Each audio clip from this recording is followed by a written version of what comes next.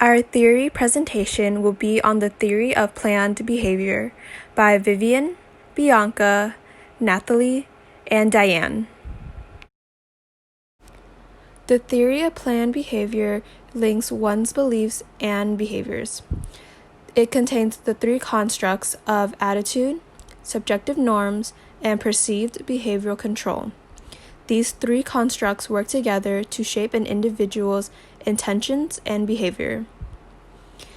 This theory was proposed in 1985, which was originally developed from the theory of reasoned action, which was proposed by the same person in 1980. Here, you can see a visual of how the three constructs work together to shape one's intention and behavior. Attitude is an individual's belief of whether a certain behavior or act makes a positive or negative contribution to their life. Subjective norm focuses on everything around the individual, such as social media, cultural norms, group behaviors, and so on. Perceived behavior control is an individual's belief of how easy or hard it is to display a certain behavior or act in a certain way. Intentions are composed of these three concepts: attitudes, subjective norms, and perceived behavioral controls in order to help predict an individual's intention based on whether it is positive or negative. To summarize, intention can be viewed as someone's motivation behind a behavior. The intention will then lead a person to display a certain behavior or action.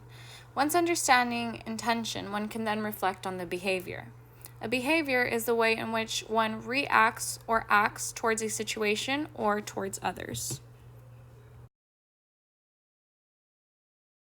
Though there are many benefits towards learning about what this theory can provide when trying to understand motivations behind behaviors, there are a few limitations to consider. One limitation is that it does not necessarily account for other variables that can influence behaviors, such as past experiences, other underlying motivations such as money or financial gains, or even fear and past traumas. Another limitation is that it does not necessarily account for other environmental influences that could subject a person to a behavior, such as poor living conditions. And a final limitation to consider when applying this theory is that it sometimes assumes behavior is accounted through a linear decision thought process, and it does not necessarily acknowledge the change in attitudes that can occur over time.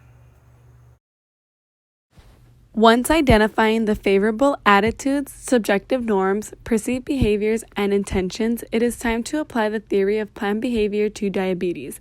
The theory of planned behavior could be very beneficial to many individuals and concepts because it leads to the understanding of specific behaviors and overall helps in bettering health outcomes.